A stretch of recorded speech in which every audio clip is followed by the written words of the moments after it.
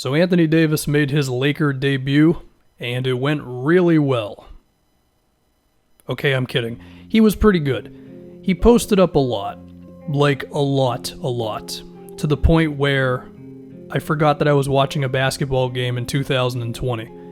I think part of all this was because the Clippers can actually switch the LeBron AD pick and roll. Not every team is going to be able to do that.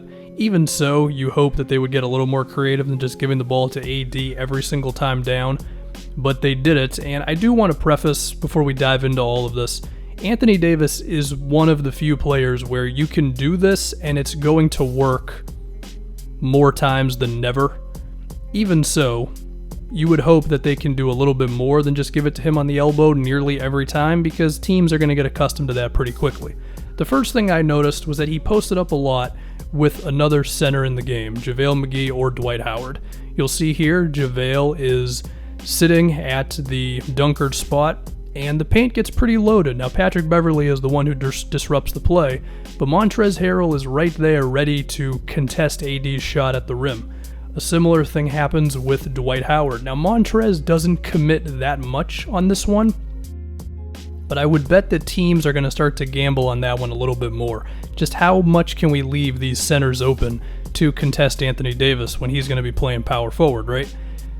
Something similar happens here where JaVale is sitting around the free throw line and Montrez, again, right there. AD is amazing, so he converts it, but still, doing this time and time again is tough no matter who you are. This one here, Zubats, he actually fouls Davis, but the point is, it was really easy to bring over that second defender because JaVale was just standing underneath the basket. AD also hoisted up quite a few jump shots with centers in the game with him. This might have just been that he wanted to take a couple, but could this not be a trend if the paint's going to be loaded, you know? More turnaround jumpers and face-ups rather than just AD barreling his way into the basket. Plays like this one are hopefully going to be a trend with JaVale cutting. Now, of course, a lot of this can be fixed by Anthony Davis simply playing center, and that will happen at times, of course. I want to talk about LeBron now, because I think he's got to be something off the ball with this post-up stuff. And sometimes he's not even in the frame. Like, he's off to the right now, trust me on this one.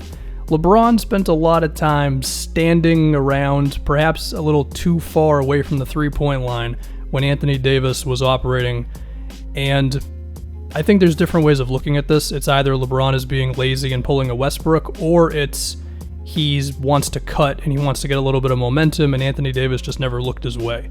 Regardless of what it is, I think we would all agree that LeBron James can be a devastating off-ball player if he cuts and if they have just some open lanes for him. And I hope the Lakers explore this, because that could put a lot of pressure on defenses if you got to deal with AD on the elbow and LeBron moving off ball. It kind of reminds me of the chemistry that Julius Randle and Anthony Davis had for the Pelicans for at least one season. LeBron can do everything that Julius Randle does here, and AD's playmaking has improved to where he can read defenses, he can make these kind of plays.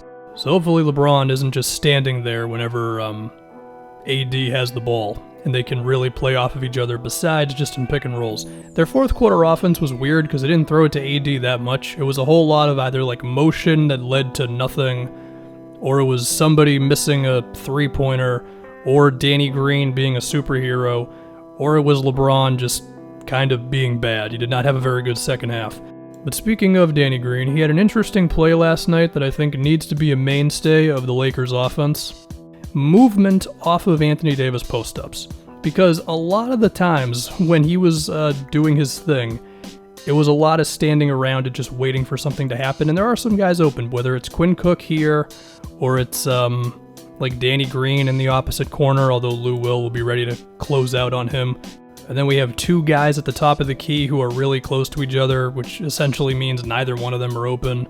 On this one here, I mean, JaVale's existence already kind of hurts it, but if AD makes one dribble to the free throw line, I can picture somebody getting open. You could argue Danny Green is already open on this one. A bullet pass to LeBron could lead to something as well.